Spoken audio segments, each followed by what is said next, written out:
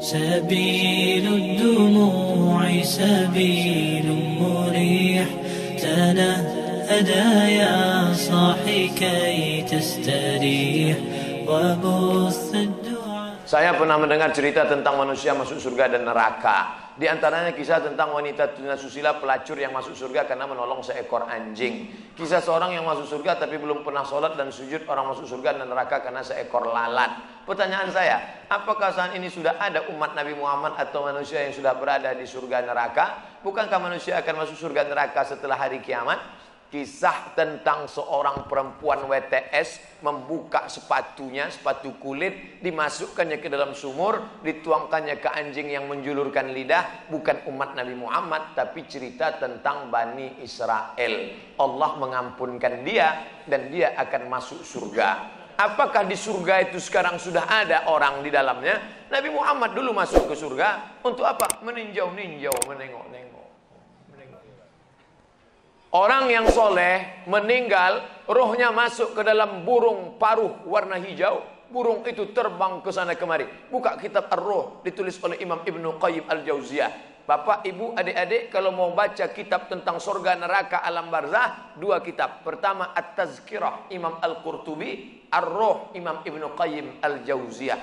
Ada orang-orang dibawa singgah ke surga jalan-jalan. Ini pemukiman, real estate, rumah mewah. Nanti akan ditempati 1 Januari 2018. Tapi sebelum itu orang boleh jalan-jalan, nengok, survei-survei dulu.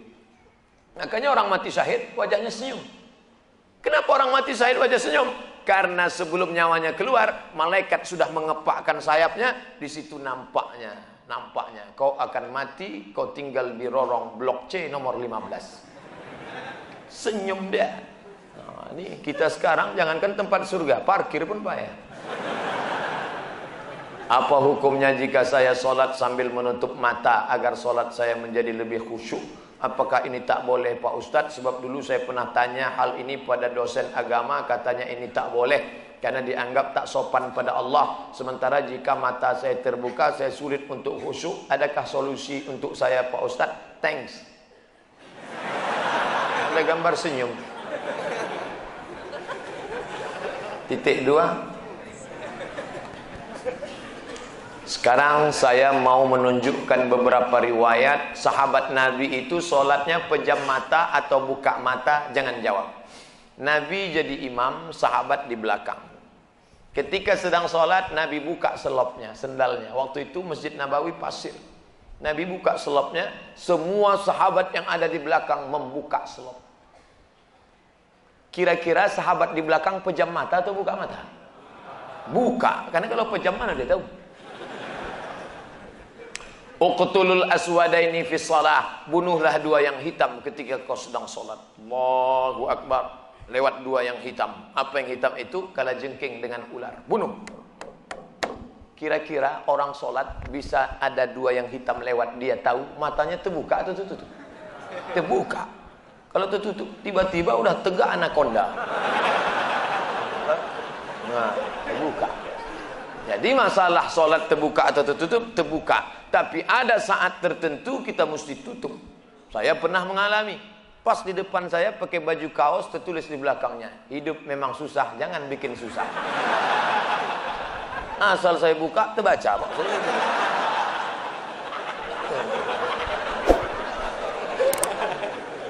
Jangan sholat ke masjid pakai baju bergambar-gambar, bertulis-tulis, pakai baju polos. Gambar. Sudahlah hari Jumat, besok terlambat datang ke tengah, tulis di belakang. Emang masalah buat lo? Kita bukan cerita sah tak sah, tapi efek pengaruhnya terhadap ibadah. Bagaimana pandangan Islam yang baik dalam mencari pendamping hidup seorang istri? 4 orang Pak Ustaz, sifatnya 4. Tungkahul mar'atu li arba'. Perempuan dinikahi karena 4. Apa yang pertama? 5 liha, karena kaya. Kenapa kau nikahi dia? Gimana lah Pak Ustaz, ku tengok cincinnya 3 biji. Kaya, tak salah. Wali hasabiha. Kenapa kau nikahi dia? Keturunan Pak Ustaz, darah biru. Payah kemarin waktu cari donor darah, biru darah. Yang ketiga, wali jamaliha, karena cantiknya. Rambutnya bak mayang terurai, pipinya bak pauh dilayang, alisnya bak semut beriring, bibirnya bak delima merekah. So sweet. Walidiniha, karena agamanya. Fazfar bidzatiddin, pandang karena agamanya. Kau nikahi karena sukunya. Berapa banyak orang melanggar pantangan suku, dipecat dari suku. Kau nikahi dia karena kayanya, hartanya hilang melayang, kau tak suka lagi. Kau nikahi karena bentuk rupa, perempuan bagaikan bunga, kuntum mekar, setelah itu layu, semuanya layu, dia akan berubah. Nikahilah karena agamanya. Ustadz Somad, ya, saya mahasiswa Ustadz dulu, ya. Bisa, saya udah tamat kuliah Pak Ustadz, mantap. Udah kerja Pak Ustadz, alhamdulillah. Belum nikah Pak Ustadz, nauzubillah. Bisa Ustadz carikan yang ada 4-4-nya Pak Ustadz. Kalau ada 4-4-nya ngapain untuk ente? Man talaba akhan bila aibin baqiya bila akhin. Siapa mencari kawan yang tak bercacat, seumur hidup tak akan berkawan. Menikah bukan mencari kesempurnaan, menikah menutupi segala kekurangan. Semenit setelah akad, mulailah kau nampak segala kekurangannya. Kurang cantik, kurang tinggi, kurang putih, kurang mancung, kurang. Maka setelah nikah, kau tutupilah segala kekurangannya. Setelah dapat, inilah dunia akhirat Pak Ustadz. Jangan lagi matamu liar kemana-mana. Kalau laki-laki sudah menikah, nampaknya perempuan cantik di jalan, pulanglah ke rumah. Apa yang ada pada perempuan di jalan itu, ada juga di rumah. Walaupun bentuknya agak lain sedikit.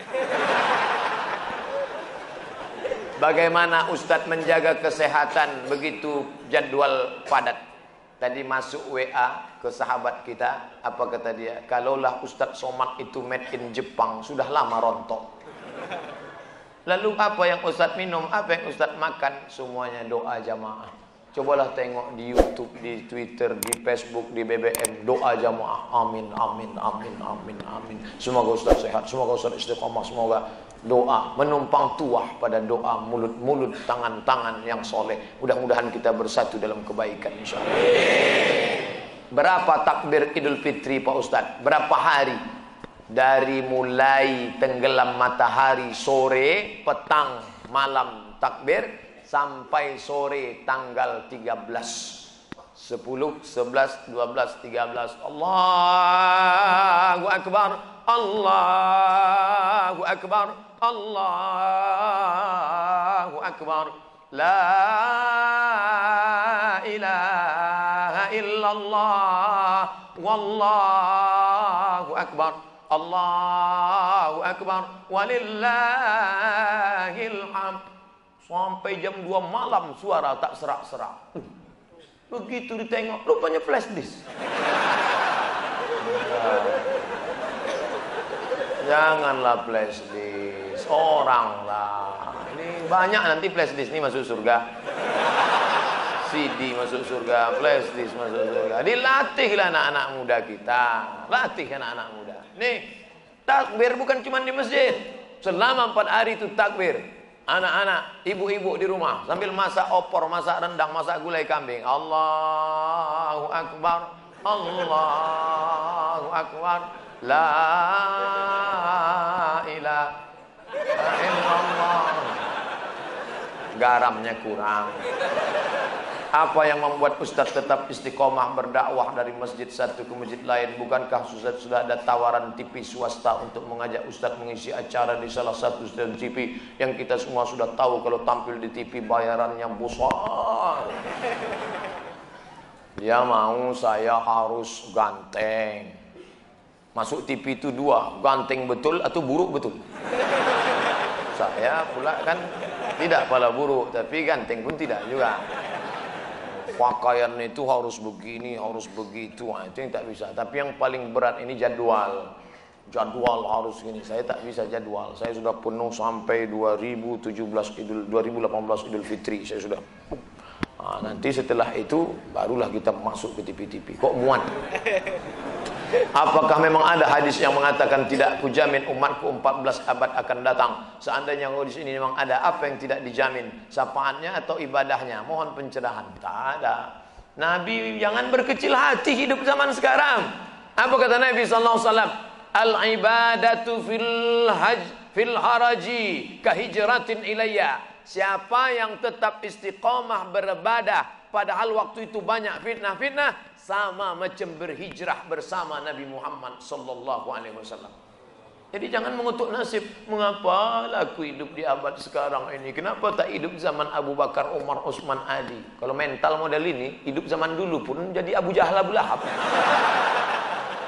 Jangan berduka. Anak-anak muda, kalian yang banyak godaan, justru hebat. Ini anak-anak muda yang datang malam ini, luar biasa. Tadi udah ada yang ngajak ke karaoke, ada yang ngajak ke night club, ada yang ngajak main gapli, ada yang ngajak dangdut. Dia tolak itu semua. Maka sama macam hijrah bersama Nabi Muhammad SAW. Tuh, bro, kita gimana karaoke malam ini? Tidak, aku mau ngaji ke sana. Ada Ustaz Somad datang. Itu. Setelah, jadi gimana? Pulang dari sana kita.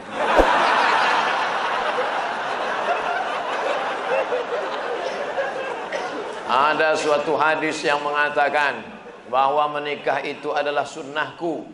Barang siapa yang tak mengikut sunnahku maka dia bukan umatku. Bagaimana dengan Imam Syafi'i? Karena dalam buku autobiografi Imam Syafi'i mengatakan beliau tak nikah. Imam Syafi'i menikah. Dari mana Ustaz tahu Imam Syafi'i menikah?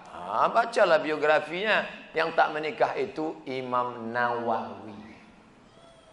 Betul, ada imam dalam mazhab Syafi'i, Imam Nawawi.